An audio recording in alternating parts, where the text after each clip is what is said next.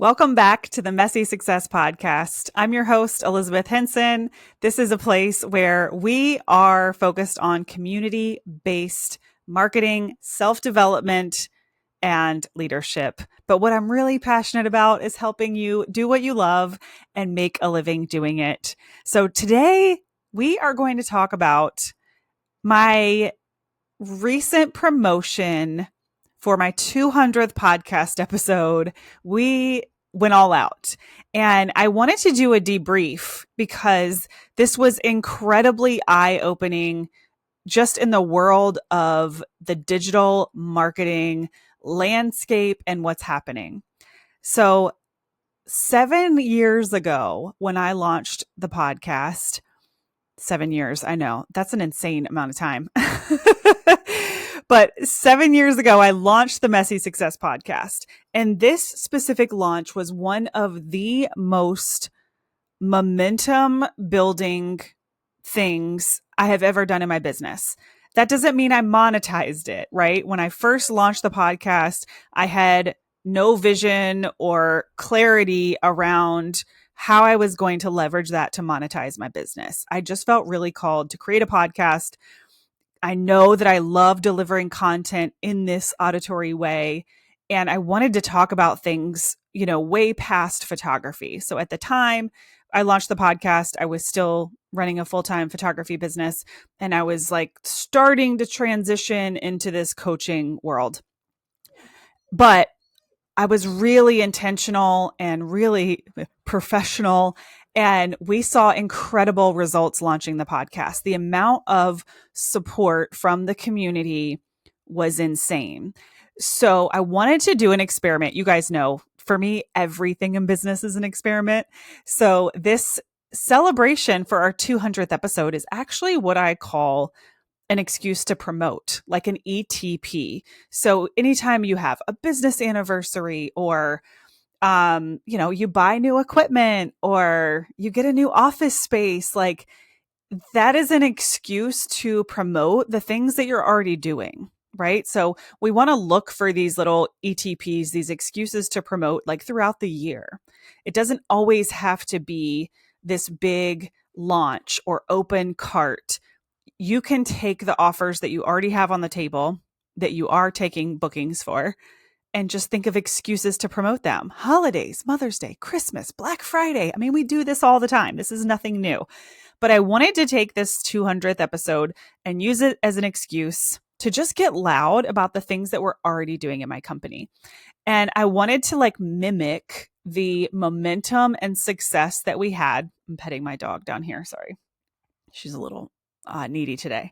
I wanted to mimic the success that we had when we launched the podcast. Now, I already knew intuitively and just knowing what I know about the digital marketing world that things have changed dramatically, but I wanted to see for myself. And, my audience is at least 4 times the size it was when I launched. My subscribers and listeners to the podcast have really increased. All this YouTube stuff is still kind of brand new, but we're getting there. I'm excited to see where that looks like in another 7 years. But, I knew, okay, if I repeat the same thing, we should see a similar or even better result because we have more numbers. And what I found to be such proof of what so many of us are already feeling is even with a bigger audience and more subscribers, it was not nearly the momentum that I thought it would bring. And there's a couple things that have changed that are obvious, right? 7 years ago, short form video wasn't a thing. Chronological algorithms were still the thing. So people that followed you were actually seeing your stuff. And because we were not so engrossed in short form video entertainment, people were doing a lot more sharing, interacting, engaging. I mean, 7 years ago in general, it was way more common for people to listen to a podcast and share about it. So a lot of my social proof that I have for the podcast is in those really early years because people just aren't engaging the same way online. Even myself, I used to listen to a podcast and immediately go post about it and share about it and tag the podcast host. Like that was a visibility strategy that worked back then. And I wouldn't necessarily say it's not working now, but it's not having the same effectiveness as it did back then. So while we actually were way more profitable with this 200 episode celebration than we were with the original podcast launch, because I actually have offers that make money that are tied to the podcast and so forth, right? A lot more systems are in place than were in place back then. The momentum was nowhere near. And when I say momentum, how am I measuring that? When I say momentum, I mean people engaging, commenting, sharing, replying to emails. I mean actual data around communication and engagement from my audience. But what is really cool and what I want you guys to take with a level of optimism is I made way more money than I did 7 years ago. Now, that's because I have systems in place and better offers and all those things, of course. But that momentum actually is not indicative of sales.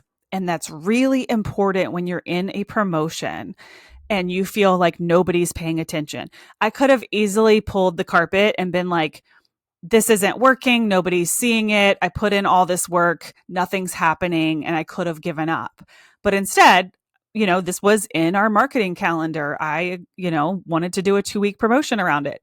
And I just stayed the course and was like, any sales that we get due to this promotion are sales that we would not have gotten otherwise. It's all profit and all kind of, unexpected revenue. I didn't have a metric that I needed to hit to call this a success. So it got to just be a really fun experiment. So what I'm saying about the digital landscape is just that, yes, it has changed. We are not going to get the love notes and gratification that we got 7 years ago. We're not. Even with a much smaller community, 7 years ago, it was like I felt all my friends and family cheering me on. And this promotion, even though it went on for 2 weeks, I guarantee you there are people who would love to support me that didn't even see it, right?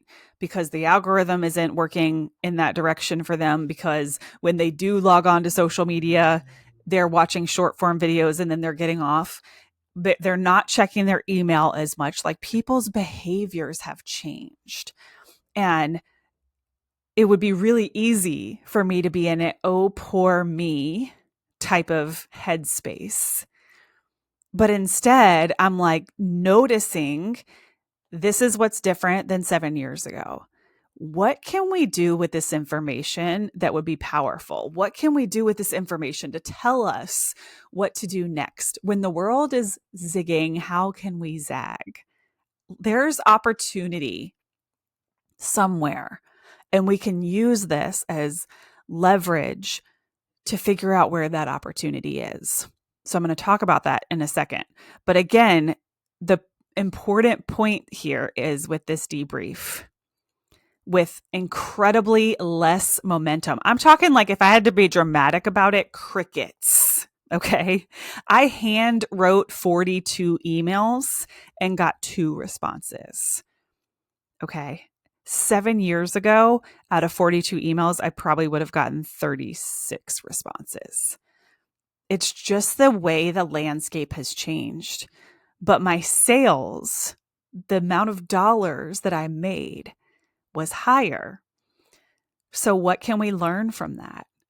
That momentum's really important, okay? Because while I didn't see and feel the momentum, I wouldn't have gotten the sales without the momentum, without the excuse to promote, okay? But engagement itself does not equal sales. And that's why you see these posts that go viral, but they're not actually making any money, because one does not equal the other. And because I know that, again, I could have a lot of fun with this and look at it as a social experiment. But it does have my wheels turning in what is going to get the engagement in 2025? What is going to be the best way to build momentum in your business? And I don't have all those answers because there's so many different ways. You can play the viral strategy if you want to. You can, focus on one platform. You can say the same thing over and over and over, which is like really what's working for a lot of people. I'm seeing a lot of different strategies in short form video that are working for a lot of accounts. How much money they're making, I don't know, but it's working for engagement. Okay. So I'm just paying attention to that. And I'm paying attention to that. And I'm using these notes and this debrief in our marketing strategies. And that's where it's really important that you're paying attention and that you're staying up to date for whatever's working in your business. Because just because this went this way for me doesn't mean it would go the same way for you. But what I am noticing that's working and where I'm going to continue to put so much of my energy is in person connecting. And I know you're like, but wait, I'm building an online business. Hear me out. What is working, and I have shared this strategy multiple times. I have people in my community that have started doing it and they're seeing improvements, is connecting in person. And then that momentum leads to more online activity, but also the amount of time it takes to get someone to know, like, and trust you and want to buy from you when you have their full undivided attention because you're in a room with them, sharing a table with them, sharing a meal with them, sharing a presentation with them, whatever it might be, you have their full attention, not 5 seconds while they're scrolling. That is powerful. And it always has been, and it always will be. But in this really loud and saturated, I don't say that from a place of lack, industry, there's always opportunity. If you want to really expedite your results, start going to and hosting in-person events. Now that didn't have everything to do with the sales that we got. Although one of this, some of our bigger sales were for our mastermind day, which is an in-person event. So I guess it did. But a lot of the people that supported my podcast and my promotion are local people that have met me in person, right? And I am just seeing that probably as I look at my list of community members, 80% of my clients are local. And the 20% that is not is coming from all the online efforts and the momentum and the engagement. But I could turn off so much. I could turn off all my social media, probably not my email marketing, but I could probably step away from social media and use email marketing and my SMS list and continue to build my business. Now, I don't want to do that because I love social media. I think it's really fun. I love connecting with my people that way. But there is opportunity if you are willing to showcase your skills in person, speaking events, summits, creating your own. I have a monthly meetup that really is all about, I'm the host. I get to control that room. I facilitate the meeting. That has been such a game changer. Just hosting a free in-person event every single month. And you can charge. You can do it however you want to do it. But that is working. And it always has, and it always will. In-person connecting. Maybe once a year you host an event. There's so many different ways to do this, but if you can incorporate in-person connecting into your business, you will see more sales. Going to other people's events, hosting your own, all the above. Building your own stage. The only reason I am the speaker that I am is because I built my own stage. I didn't wait for somebody to invite me. So that's the debrief. If you look at, there's the metrics of the engagement where we can say it was a total disaster. But the metrics of the sales and the revenue was so much higher than 7 years ago. I'd have to really go back and like think of, did the ripple effect of the podcast make me money right away? I don't even think it did in the beginning. Of course, over time it did. But this excuse to promote, this ETP, did in fact generate revenue despite it being crickets of a promotion, if that makes sense. And it wasn't like zero. We had people engaging and supporting. I'm not saying it was zero, but compared to the performance of a lot of my other posts, it was crickets. And we even saw the most unsubscribes we've ever seen during a promotion, which that's a whole nother tangent. But what that tells me is there's real reasons why so many women don't want to speak up and show up, because they're not supported by other women, right? And I know that I'm confronting for people, and I know that people saw that promotion that probably either wanted to start a podcast and never did, or they started one and then quit. And that's really confronting for people when you see someone hit a really big milestone and you know that you stopped training for the marathon, so you never ran the marathon. I get that, right? And none of this is like bitter, poor me, but I always like to look at what are people saying and what's real. And the truth is, people are afraid of people not liking them.